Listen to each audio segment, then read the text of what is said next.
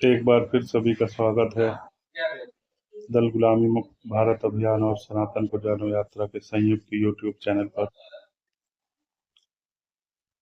और जैसा कि आप सभी को पता है कि धर्म स्थापना का आज जो दूसरा नाम है वो दल गुलामी मुक्त भारत अभियान, जो कि राजनीतिक क्षेत्र में धर्म स्थापना के कार्यों को आगे बढ़ा रहा है। और सनातन को जानो यात्रा धर्म की आड़ में फैले अधर्म और ढोंग पाखंड को दूर करने का प्रयास करके धार्मिक क्षेत्र में धर्म की स्थापना और वास्तविक धर्म से परिचित कराने का कार्य कर रहा है। तो आज का जो अनुसंधान एक समाचार आ रहा है इस पर है उत्तराखंड के देहरादून से, जिसमें कि एक ग्राफिक हीरा विश्वविद्यालय विश्वविद्यालय से ट्रैक्टर ने बीटेक छात्रा को कुचला, अस्पताल ले जाते समय हुई मौत। समाचार इस प्रकार है कि क्लेमेंट टाउन देहरादून के क्लेमेंट टाउन में चार खंबा चौक के पास एक सड़क हादसे में, ये जागरण का है, दैनिक जागरण द्वारा में प्रकाशित समाचार आया है कि बीटेक छात्रा वैष्णवी रावत की मौत हो गई। पैदल जा रही छात्रा को पीछे से आए मिक्सर ट्रैक्टर ने टक्कर मार दी, जिससे वह गंभीर रूप से घायल हो गई और अस्पताल ले जाते समय दम तोड़ दिया। 18 वर्षीय बीटेक छात्रा अपनी बहन के साथ पैदल कमरे की ओर जा रही थी। क्लेमेंट टाउन थाना क्षेत्र के चार खंबा चौक के पास रात सड़क हादसे में बीटेक छात्रा की मौत हो गई। अस्पताल पहुंचने पर डॉक्टरों ने मृत घोषित कर दिया। ये घटना लगभग 8:30 पौने 9 के आसपास की घटित हुई है।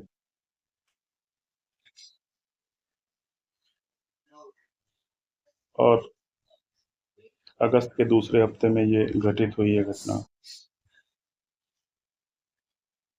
सूचना मिलते ही थाना पुलिस की टीम मौके पर पहुंची और घायल युवती को एम्बुलेंस से वेलमेड अस्पताल भेजा, लेकिन उपचार पहुंचने में देरी होने के कारण डॉक्टर ने मृत घोषित कर दिया। अब जो इस समाचार को हम यहाँ पर लेने पर बाध्य हुए, इसका जो मुख्य कारण है वो ये है कि जो पीड़ित हैं इनकी परिजनों का कहना है कि जो समाचार दिखाया जा रहा है वास्तव में वो है नहीं।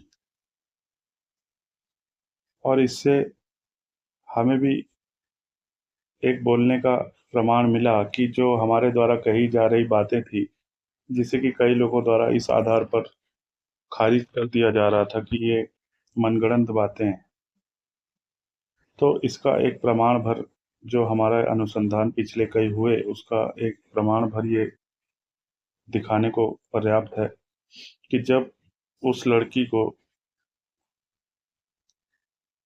टक्कर मारी ट्रैक्टर ने, तो उस समय पर वहां पर उस ग्राफिक एरा की एम्बुलेंस भी गुजर रही थी वहां से। वहां पर कई लोग भी मौजूद थे आसपास, उस स्कूल के छात्र भी मौजूद थे। मतलब कि एक तरह से घटना होने के बाद और अस्पताल पहुंचने के बीच जो समय है वो काफी लंबा घटित हुआ है। और यही एक कारण है कि जो दुर्घटना जिसके साथ हुई है, वैष्णवी रावत जिसका नाम बताया जा रहा है, उसे मृत घोषित कर दिया गया, क्योंकि घटना के बाद कई कारणों से इसमें देर हुई। जहां ग्राफिक इरा की ही एम्बुलेंस ने उस लड़की का साथ नहीं दिया, क्योंकि उसकी बहन रोकने का प्रयास कर रही थी, वो एम्बुलेंस नहीं रुकी। जबकि उसी ग्राफिक इरा की जो छात्रा थी वो वैष्णवी रावत थी। दूसरी बात, वहां पर आसपास के छात्र थे स्कूल कॉलेज के, उन्होंने शुरुआती तौर पर कोई मदद नहीं की। स्थानीय नागरिक वहां पर मौजूद थे, उन्होंने कोई मदद नहीं करी। तो वास्तव में ये सब दिखाने को पर्याप्त है कि हम जिस धर्म की बात और देवभूमि की बात उत्तराखंड को बार-बार कर रहे हैं, वो वास्तव में वो धर्म से कितना दूर जा चुका है ये प्रदेश। और ये हमें राजनीति चुनाव के दौरान देखने में आ ही रहा था, किस प्रकार यहाँ पर चुनावों के दौरान दारूबाजी, फ्री का मांस वगैरह बाँटना, उन्हें खिलाना तो हम देख ही रहे थे। और पूर्व में भी कई घटनाएँ हुई थी, जिसमें कि सड़क पर ही किसी गढ़वाली स्थानीय नागरिक को ही पीटने के समाचार किसी राजनेता द्वारा मिले थे, लेकिन उस वक्त भी कोई उसे बचाने नहीं आया था।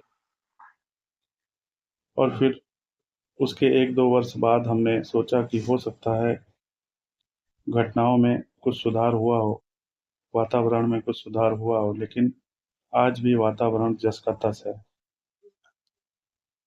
तो ये सब घटनाएं दिखाने को पर्याप्त हैं कि दल गुलामी मुक्त भारत अभियान का जो हमारा विचार है और अनुसंधान है कि देश में राजनीतिक और धार्मिक व्यवस्थाएं केवल नाम भर की हैं। कोई भी अपने स्वार्थ के बगैर किसी की मदद करने को तैयार नहीं है। और हर व्यक्ति जिसे किसी स्थिति से या घटना से कोई न कोई प्रत्यक्ष या अप्रत्यक्ष लाभ हो रहा होगा, केवल वही मदद के रूप में सामने आता है। अन्यथा अधिकांश मामलों में कोई किसी की मदद करना चाहता है नहीं, जो कि कम से कम प्रदेश का जो नाम है देवभूमि, उसके विचार के विरुद्ध है। तो इसलिए हमें इस बात को स्वीकार करने में संकोच नहीं होना चाहिए कि प्रदेश का जो नाम है उस अनुसार इसका जो कार्य है वो देखने में नहीं आ रहा है। और यहाँ भी स्वार्थ की मानसिकता हावी है, और इसीलिए हम देखते हैं कि केवल दारू और पैसे आदि लालचों के कारण हम चुनावी जीत को प्रभावित होता हुआ देखते हैं यहाँ पर। चाहे तो पंचायतों की बात हो या लोकसभा चुनाव की बात हो या फिर विधानसभाओं की बात हो। और इसीलिए यहाँ पर चुनाव में इतना अनौपचारिक खर्च होता है कि इसका एक बड़ा कारण गरीबी भी हो सकता है। लेकिन आखिर गरीब भी तो किसी पीड़ित की मदद कर सकता है। अगर कोई व्यक्ति घायल है तो उसे अस्पताल पहुंचा सकता है, लेकिन वहीं से कई कारें गुजर गईं, कोई नहीं रुका। जिस कॉलेज में ग्राफिक इरा में वो छात्रा पढ़ती थी, उसकी एम्बुलेंस तक नहीं रुकी कि हमारे ही स्कूल का छात्र घायल अवस्था में यहाँ पर पड़ा हुआ है। और अंत रूप से वो जो पीड़िता थी, उसकी बहन उसे ऑटो में बैठाकर अस्पताल ले गई। और क्योंकि दुर्घटना के बाद का समय काफ़ी महत्वपूर्ण होता है और इसमें अगर किसी प्रकार की देरी होती है, तो हम कहीं न कहीं इस इंसान से हाथ बैठते हैं। और क्योंकि इस मामले में भी यही हुआ कि इतनी देरी देखने में आई कि मरीज की जान तक गंवानी पड़ी। तो इस घटना से कम अब स्थानीय नागरिकों को सबक लेना चाहिए कि धर्म का कितना समझ उनके अंदर व्याप्त है, कि वो किसी की मदद भी बिना फ़ायदे के नहीं करना चाह रहे, और इस तथ्य को नज़रअंदाज कर रहे हैं कि कल उन्हें भी किसी की ज़रूरत पड़ सकती है। और जबकि हमारे सामने वो घटना घटित हो रही है, कम से कम तब तो हम मदद को आगे आ सकते हैं। ये बात अलग है कि हम किसी अन्य कार्य में व्यस्त हों या किसी दूसरे कार्य में लगे हों।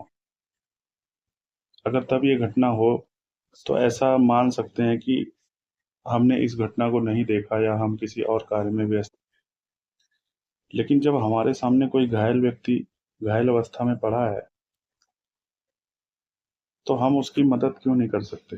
क्या केवल इसलिए मदद नहीं की जा सकती कि हमें उस व्यक्ति से उस समय कोई भी किसी भी प्रकार का लाभ प्राप्त नहीं हो रहा है? तो जो ये हर चीज़ में अपना पहले लाभ ढूँढने की जो मानसिकता है, ये कहीं न कहीं दिखाने को पर्याप्त है कि ये धर्म की आड़ में फैलता हुआ जो अधर्म है, जिसकी ओर हमने पहले भी ध्यान आकृष्ट कराया अपने अनुसंधानों में, कि जो आज हम धर्म की बात कर रहे हैं, वो वास्तव में धर्म नहीं बल्कि धर्म की आड़ में फैलाया जाने वाला नकली धर्म है। और इसीलिए ढोंगी धर्मगुरुओं और राजनीतिक दलों की गहरी साँठ-गाँठ दिखाई पड़ रही है, और यही नागरिकों की दुर्गति का बड़ा कारण भी है, क्योंकि इससे अंततः जो पीड़ित होंगे वो नागरिक ही होंगे। और राजनेताओं और ढोंगी धर्मगुरुओं के पास आज धन की कोई भी कमी नहीं है, इसलिए उनकी मदद करने का सभी के पास स्वार्थ है, इसलिए उनको समस्या नहीं आती। कोई न कोई उनके मदद के रूप में कहीं न कहीं खड़ा मिल ही जाएगा। लेकिन अगर आम नागरिक भी अपने ही नागरिकों के साथ बिना फ़ायदे के मदद करना नहीं सीखेंगे, तो फिर ऐसा मानना पड़ेगा कि वो नागरिक अपने जीवन में अधर्म को धारण कर चुके हैं। और अधर्म को धारण करना सिर्फ़ इस बात पर धर्म नहीं माना जाएगा कि कई लोग इसके साथ हैं। हो सकता है चुनाव में ज़्यादा वोट मिलने पर किसी की जीत सुनिश्चित हो जाती हो, लेकिन धर्म में ऐसा नहीं होता कि ज़्यादा व्यक्ति अगर अधर्म करें, तो उसे ही धर्म घोषित कर दिया जाए। इसलिए इस बात को सदैव ध्यान रखना चाहिए, और इसीलिए हमने ये विचार दिया कि अब वो समय आ गया है कि हम राजनीति को केवल वोटों के भरोसे ना छोड़ें, क्योंकि वोट बिना फ़ायदे के नहीं दिए जा रहे हैं। और जिस काम में हम सबसे पहले अपना फ़ायदा देखने लगते हैं, उस काम को हम धर्म के मार्ग की ओर बढ़ना नहीं मान सकते, और ना ही मानना चाहिए।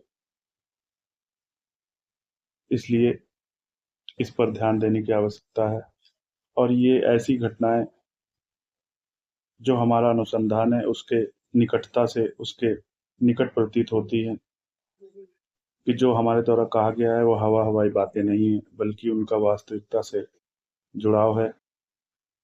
और कहीं न कहीं हम अपने ही वातावरण को अधर्म की ओर ले जाते हुए देख रहे हैं।